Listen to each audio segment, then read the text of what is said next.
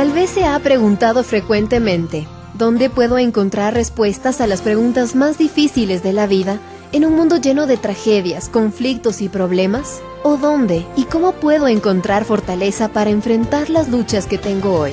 Bienvenido a otro programa del Instituto Bíblico del Aire, donde estudiamos juntos el libro de libros, la palabra de Dios, la Santa Biblia, para encontrar las respuestas de Dios a nuestras preguntas más profundas. Y unámonos a nuestro Maestro para la lección de hoy. En nuestra anterior lección hablamos acerca del Evangelio según San Lucas, tocando algunas generalidades sobre este Evangelio. En esta ocasión vamos a considerar de entrada el principio del ministerio del Señor Jesucristo. ¿Qué sucedió? Al principio del ministerio de Jesús, según el Evangelio de Lucas, Él nos dice que el Espíritu del Señor estaba sobre Él. Él dice, el Espíritu del Señor está sobre mí. Tengo la unción energizante del Espíritu Santo sobre mí. Y note en el Evangelio de Lucas, en el capítulo 4, cómo Él hace referencia al Espíritu Santo en conexión con Jesús. Él dice, Jesús, estando lleno del Espíritu, fue guiado por el Espíritu. Regresó en el poder del Espíritu de la tentación del desierto, y luego su palabra tenía poder, y hablaba con autoridad y poder porque tenía la unción del Espíritu sobre él. Luego tenemos esta expresión en Lucas capítulo 4 y verso 18. El Espíritu del Señor está sobre mí, me ha ungido.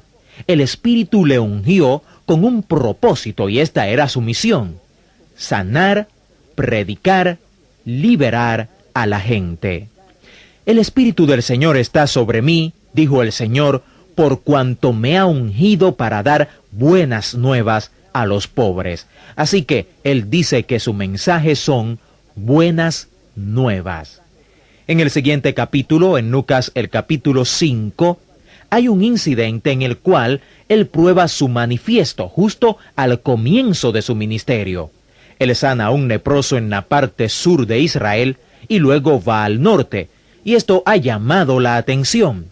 Y mientras él está en la parte norte de Israel, en Galilea, él le había dicho al leproso que no dijera a nadie lo que había sucedido. Y es interesante lo que sucede aquí. Él nos dijo a nosotros que le habláramos a todo el mundo del Evangelio, y nosotros a veces no lo hacemos. Pero le dijo a ese leproso que no dijera nada, y él lo dijo a todo el mundo. Mucha gente se fue hacia Galilea, hasta los doctores de la ley, los fariseos, los religiosos, para ver qué estaba pasando.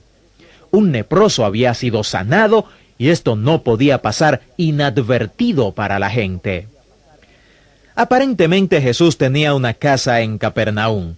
Capernaum era un pueblo que él había tomado por adopción en el norte de Israel, y se corrió la voz de que él estaba en su casa. Así que la casa se llenó de gente y él estaba sanando personas. Mientras él estaba en la casa enseñando, predicando y sanando, con la casa llena de gente, habían 4 hombres que tenían un amigo que era paralítico. Estaba en cama y estos 4 hombres se dieron cuenta que la única esperanza que este amigo suyo tenía era Jesús, llegar hasta él. Así que ellos trataron de hacerlo llegar hasta Jesús, pero cuando llegaron a la casa estaba tan llena de gente que no pudieron entrar. Entonces decidieron meterlo por el techo y literalmente rompieron el techo. Jesús estaba enseñando. Imagínense, mientras Jesús estaba enseñando, todo ese ruido y polvo cayendo del techo. Pero Jesús no se sintió interrumpido por eso. Cuando los hombres bajaron al paralítico, Él le dijo a este hombre, tus pecados te son perdonados. Y cuando Él dijo esto, estos doctores de la ley que habían venido de Jerusalén se sintieron completamente ofendidos y dijeron, ¿quién se piensa este que es? Solo Dios puede perdonar pecados. Jesús nunca dudó sobre eso, nunca discutió sobre eso. Fíjese en esto en los evangelios. Aquí Jesús estaba dando una prueba de su deidad y una prueba de que él tenía la autoridad para practicar su manifiesto. Él sabía lo que ellos estaban pensando. Y Jesús, entonces, conociendo los pensamientos de ellos, respondiendo, les dijo: ¿Qué caviláis en vuestros corazones? ¿Qué es más fácil decir, tus pecados te son perdonados, o decir, levántate y anda? Seguramente hubo un gran silencio después de esto, y luego él dijo: pues para que sepáis que el Hijo del Hombre tiene potestad en la tierra para perdonar pecados, dijo al paralítico: a ti te digo, levántate, toma tu lecho y vete a tu casa. Al instante, levantándose en presencia de ellos y tomando el lecho en que estaba acostado, se fue a su casa glorificando a Dios. Esto es un milagro, sanidad, pero es lo que se puede llamar sanidad estratégica. Ciertamente tenía un propósito al hacer esta sanidad. El propósito de esta sanidad era probar sin lugar a dudas que él tenía la autoridad en la tierra para perdonar pecados. Una de las razones por las que la gente está atada es la culpa. Y él vino a dirigir sus ministerios a la gente culpable. Si una persona está llena de culpas o se siente culpable, quizás ese hombre era lo que podríamos llamar hoy un enfermo psicosomático. Su enfermedad quizás estaba en el soma del cuerpo. Los griegos lo llamarían así, pero la causa o el origen estaba en la psiquis. Actualmente se dice que el 80% de las personas que acuden al médico general tienen su verdadero problema en el alma, en la psiquis. Los síntomas quizás estén en el cuerpo, y esos síntomas son muy reales, por cierto, pero la causa, el origen, cuando todos los resultados están listos, prueban que la causa está en la psiquis. Una de las causas principales de la enfermedad psicosomática es la culpa. Así que cuando Jesús le dijo al joven: tus pecados te son perdonados, y su problema de culpa estuvo resuelto, él pudo caminar. Ahora, si es verdad que mucha de esta gente que está oprimida por la culpa, a quienes Jesús quiere dirigir su ministerio, entonces su solución que viene a través de su evangelio es: tus pecados son perdonados porque yo vine. Porque Jesús vino como el Cordero de Dios para quitar los pecados del mundo. Él resolvió, mi querido hermano, mi estimado amigo, el problema de la culpa y liberó a los cautivos en ese sentido. Fíjese que en los siguientes capítulos, él continuamente está probando su manifiesto.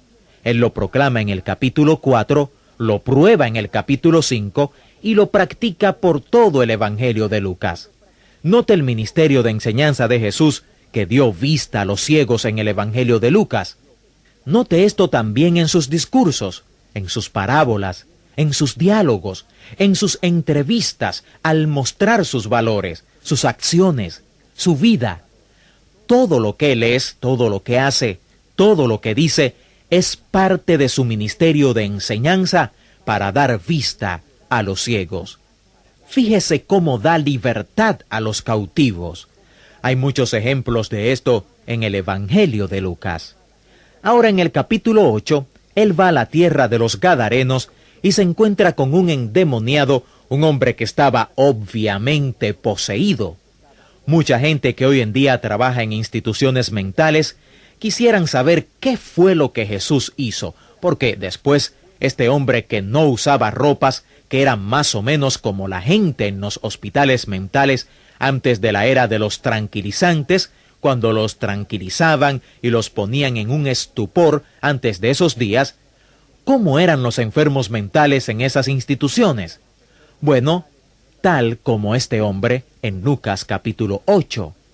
Después que Jesús pasó un tiempo con él, encontraron a este hombre sentado a los pies de Jesús, vestido y cuerdo.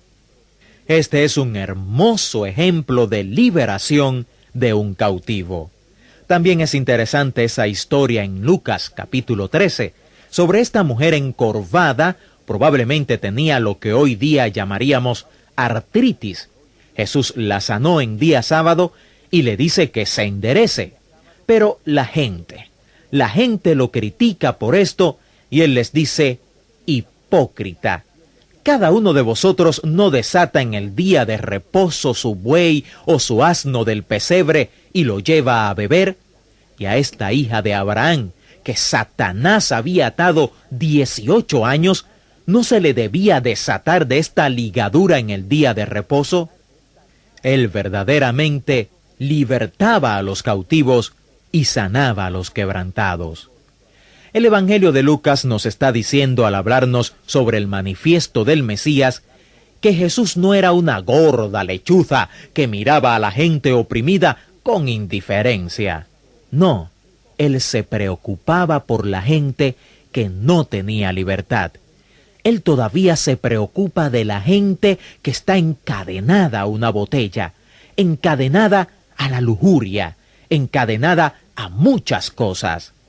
Él quiere verle libres, tal como Dios quería ver al pueblo de Israel libre de la opresión en Egipto.